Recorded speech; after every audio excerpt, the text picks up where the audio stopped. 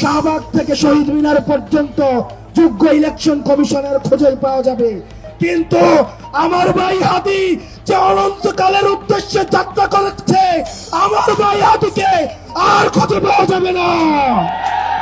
ওসমান হাদির পরে এবার টার্গেট হাসনাত আব্দুল্লাহ ও ব্যারিস্টার আসাদুজ্জামান ফুয়াদ। এ সংকেত দিয়েছেন সাবেক র্যাব কর্মকর্তা। তার কথাতেই উঠে আসে এই সতর্কবার্তা। চলুন বিস্তারিত জেনে নেই। হাদি ভাইয়ের উপর হামলা হবে, এটা একটা একদম পিওর ইনফরমেশন ছিল আমার কাছে, যেহেতু আপনারা জানেন যে আমি র্যাব 10 যাত্রাবাড়িতে দীর্ঘদিন চাকরি করেছি, সোর্স মেনটেন করেছি। গত শুক্রবার জুমার নামাজ শেষে রিকশাযোগে বাসায় ফেরার পথে গুলিবিদ্ধ হন ইনকিলাব মঞ্চের মুখপাত্র ওসমান হাদি। ঘটনার পর এ বিষয়ে নতুন তথ্য সামনে আসে।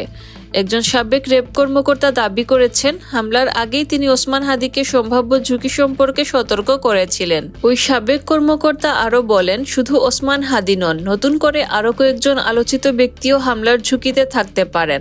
তার বক্তব্যে যাদের নাম উঠে এসেছে তারা হলেন হাসনাত আব্দুল্লাহ ও ব্যারিস্টার আসাদুজ্জামান ফুয়াদ। যদিও এসব তথ্য এখনও আনুষ্ঠানিকভাবে নিশ্চিত হয়নি, তবে সামাজিক ও রাজনৈতিক অঙ্গনে অনেকেই একই ধরনের আশঙ্কা প্রকাশ করছেন। বিশ্লেষকদের মতে হাসনাত আব্দুল্লাহ ও ব্যারিস্টার আসাদুজ্জামান ফুয়াদ দীর্ঘদিন ধরেই নানা অন্যায়ের বিরুদ্ধে সোচ্চার অবস্থান নিয়ে আসছেন। তাদের বক্তব্য ও কর্মকাণ্ড বিভিন্ন স্বার্থান্বেষী মহলের জন্য অস্বস্তির কারণ হয়ে উঠেছে। পাশাপাশি জুলাই আন্দোলনে তাদের সক্রিয় ভূমিকার কারণে তাদের বিরোধীর সংখ্যাও কম নয় বলে মনে করা হচ্ছে। ইনকিলাব ইনকিলাব ইনকিলাব ইনকিলাব ইনকিলাব ইনকিলাব। এ প্রেক্ষাপটে সাম্প্রতিক এই হামলা এবং সম্ভাব্য নতুন টার্গেটের বিষয়ে আইনশৃঙ্খলা রক্ষাকারী বাহিনীর বাড়তি সতর্কতা ও নিরপেক্ষ তদন্তের দাবি জোরালো হচ্ছে। সাধারণ মানুষের মধ্যেও উদ্বেগ বাড়ছে মত প্রকাশ ও প্রতিবাদের জায়গা কতটা নিরাপদ রয়েছে তা নিয়ে। সবশেষে বলা যায়, মানুষের জীবন ও মৃত্যু একমাত্র আল্লাহর ইচ্ছাতেই নির্ধারিত। তবে সেই সঙ্গে আমাদেরও সচেতন ও সতর্ক থাকা জরুরি।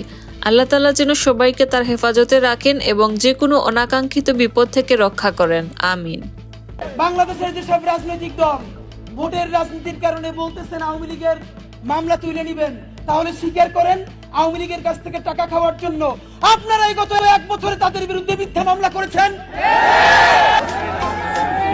এই স্পাইনলেস মেরুদণ্ডবিহীন ইলেকশন কমিশনার, আমরা এমন একটি বিচ্ছিন্ন ঘটনা তোমার সাথে যেন ঘটে যেটির অপেক্ষায় থাকছে।